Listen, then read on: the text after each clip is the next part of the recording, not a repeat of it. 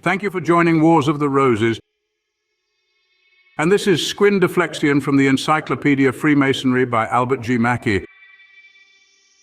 Squin De Flexian, a recreant Templar to whom, with Noffodei and, as some say, another unknown person, is attributed the invention of the false accusations upon which were based the persecutions and the downfall of the Order of Knights Templar.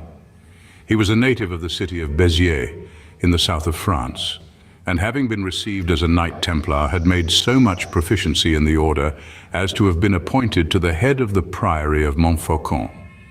Regalfini states that both Squin De Flexian and Noffodei were Templars and held the rank of commanders, but Dupuis, Condamnations des Templiers, denies that the latter was a Templar.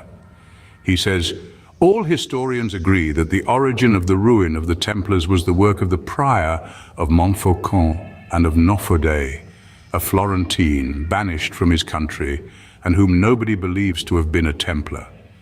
This prior, by the sentence of the Grand Master, had been condemned for heresy and for having led an infamous life to pass the remainder of his days in a prison.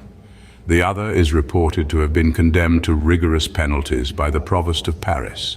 Regalfini's account, La Maçonnerie considérée, etc., page 451, is more circumstantial. He says, in 1506, two Knights Templar, Noffodei and Florian, were punished for crimes and lost their commanderies, that of the latter being Montfaucon. They petitioned the provincial Grand Master of Mount Carmel for a restoration to their offices, but met with a refusal.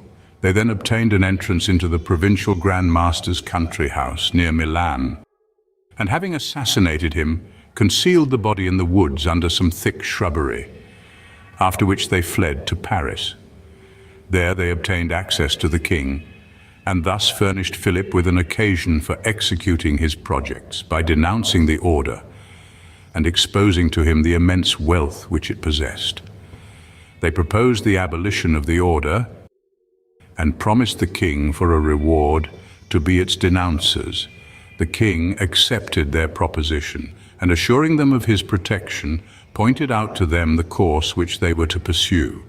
They associated with themselves a third individual, called by historians the Unknown, in French, L'Inconnu, and Noffodei and Florian sent a memorial to Enguerrand de Marigny, superintendent of the finances, in which they proposed, if he would guarantee them against the attacks of the Order of Templars, and grant them civil existence and rights, to discover to the king secrets which they deemed of more value than the conquest of an empire. As a sequel to this first declaration, they addressed to the king an accusation which was the same as he had himself dictated to them for the purpose of the turn which he desired to the affair. This accusation contained the following charges. 1. That the Order of Templars was the foe of all kings and all sovereign authority, that it communicated secrets to its initiates under horrible oaths, with the criminal condition of the penalty of death if they divulged them, and that the secret practices of their initiations were the consequences of irreligion, atheism, and rebellion. 2. That the order had betrayed the religion of Christ by communicating to the Sultan of Babylon all the plans and operations of the Emperor Frederick II, whereby the designs of the Crusaders for the recovery of the Holy Land were frustrated. 3. That the order prostituted the mysteries most venerated by Christians by making a knight, when he was received, trample upon the cross, the sign of redemption, and abjured the Christian religion by making the neophyte declare that the true God had never died and never could die, that they carried about them and worshipped a little idol called Baphomet, and that after his initiation the neophyte was compelled to undergo certain obscene practices. 4. That when a knight was received, the order bound him by an oath to a complete and blind obedience to the Grand Master, which was a proof of rebellion against the legitimate authority. 5. That Good Friday was the day selected for the grand orgies of the order. 6. That they were guilty of unnatural crimes. 7. That they burned the children of their concubines so as to destroy all traces of their debauchery. These calumnies formed the basis of the longer catalogue of accusations afterward presented by the Pope, upon which the Templars were finally tried and condemned. In the preliminary examinations of the accused, Squin De Flexian took an active part as one of the commissioners.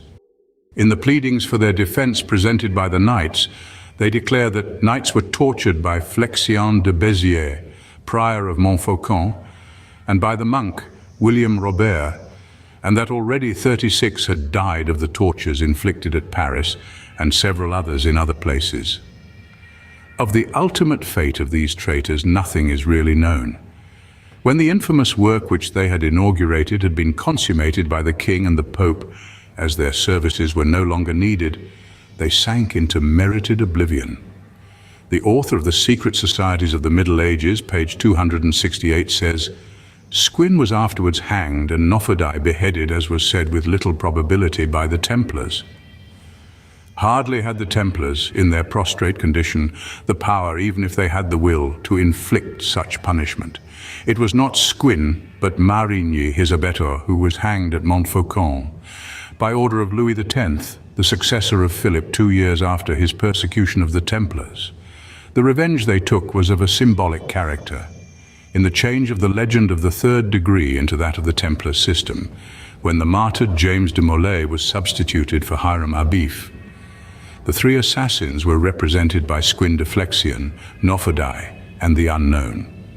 As there is really no reference in the historical records of the persecution to this third accuser, it is most probable that he is altogether a mythical personage, invented merely to complete the triad of assassins, and to preserve the congruity of the Templar with the Masonic legend.